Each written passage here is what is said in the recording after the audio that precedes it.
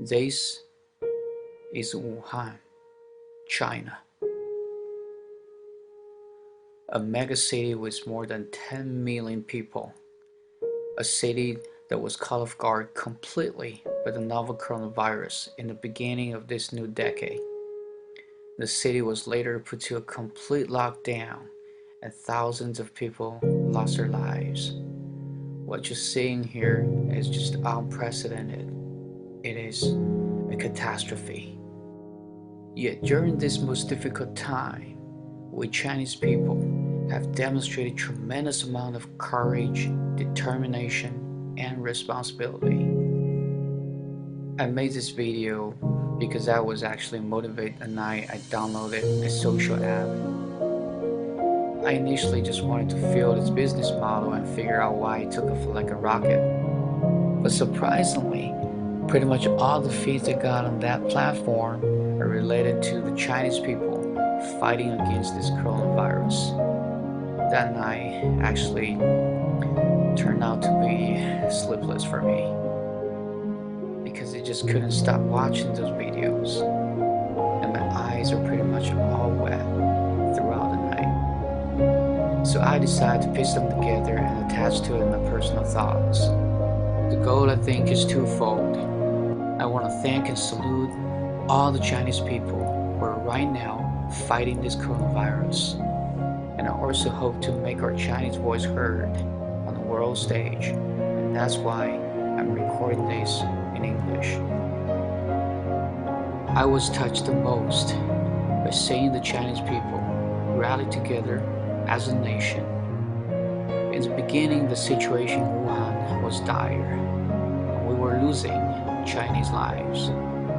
But when we realized that we didn't have enough beds in hospitals to take care of those infected, this is what happened. Yes, we built a hospital from scratch within less than 10 days. You tell me any other country in the world can do this. This is what China is all about. When we realized that we didn't have enough medical professionals in Wuhan, this is what happened. More than 42,000 medical professionals from across the country rushed to the epicenter by air, by land, because they wanted to save Chinese lives. Take a look. We have this hospital director sending her post-90 generation staff to the epicenter. And we have this 90 years old Chinese medicine doctor gearing up and serving his country. We have this wife not wanting to let go of her husband's hands. It is heartbreaking to say all this because this deadly virus could mean a one-way trip for all of them. Yet they didn't walk away, not at all. They all put their country first, and they put their family behind. This is what China is all about. In China, we all know our military can be counted on during most difficult times. Once again, they proved that.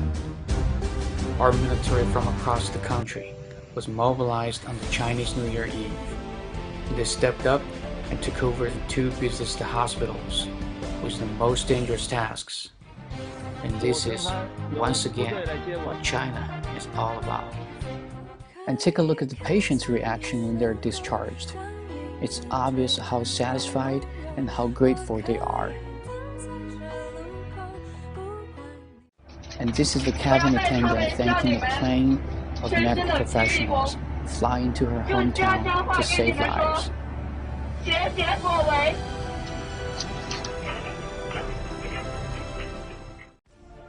And not just to her, all the Chinese people witnessed how they put their lives at risk on the battlefield.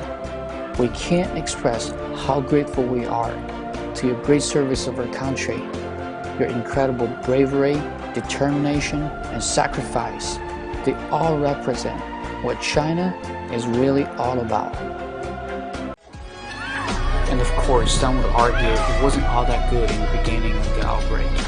For that, I admit things were pretty bad in the beginning because we had too many patients but not enough resources. But what I think really matters is, number one, can you quickly respond to a crisis of this magnitude and take decisive measures? This is actually the government's role.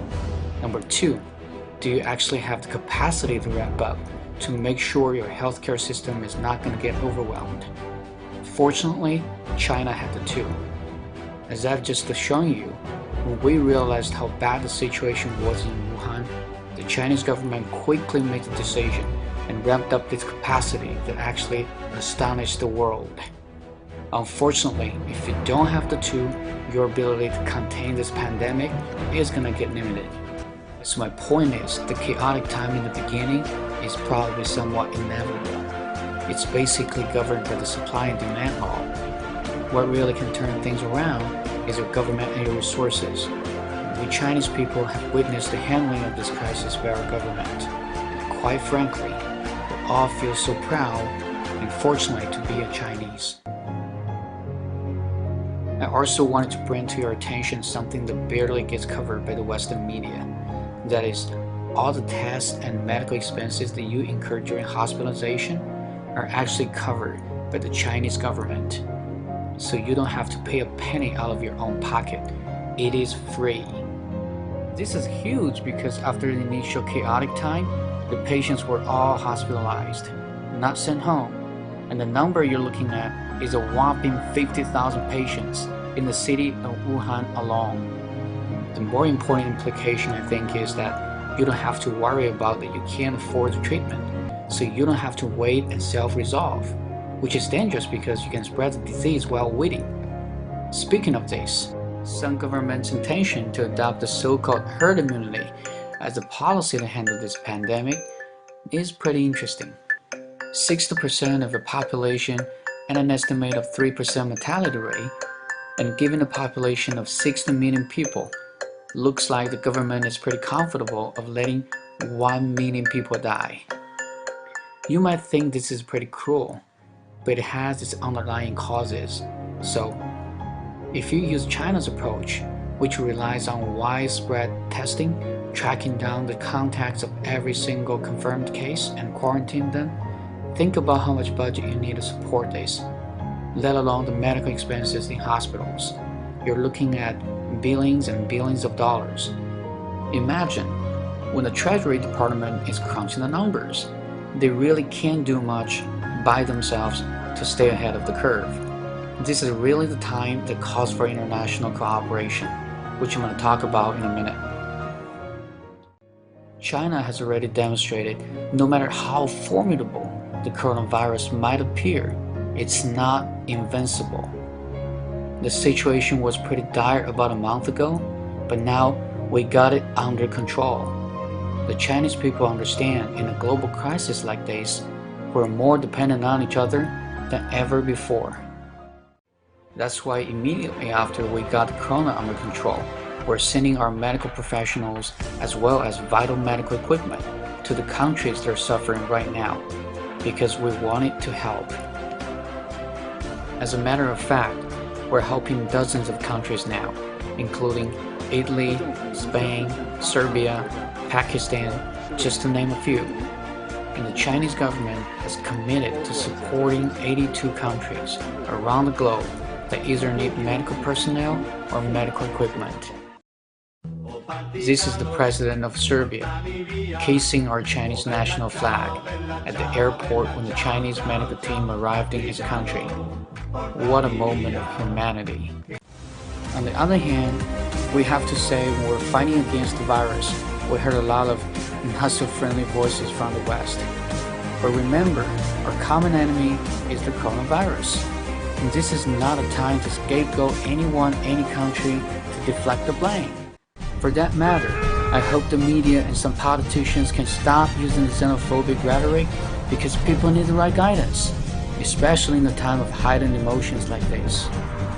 But if we give a second thought, this is no surprise because no country in the world can be free of vicious attack. So if we think it that way and take it lightly, we shouldn't feel frustrated, and we should keep on doing the right thing and helping the world and helping the people in need. Lastly, I wanted to urge our Western friends to put aside your stereotype if you have any, and to start to look at China using a whole new different perspective. Because the China today is no longer the China you knew 50 years ago.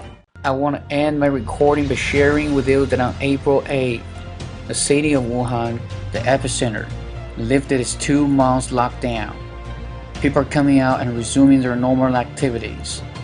And on April 22nd, the number of existing cases across the country, for the very first time, dropped below 1,000. Again, the coronavirus is not invincible. If the whole world comes together, there's gonna be nothing that can stand in our way in defeating this coronavirus. I believe at the end of the tunnel, you always see the light.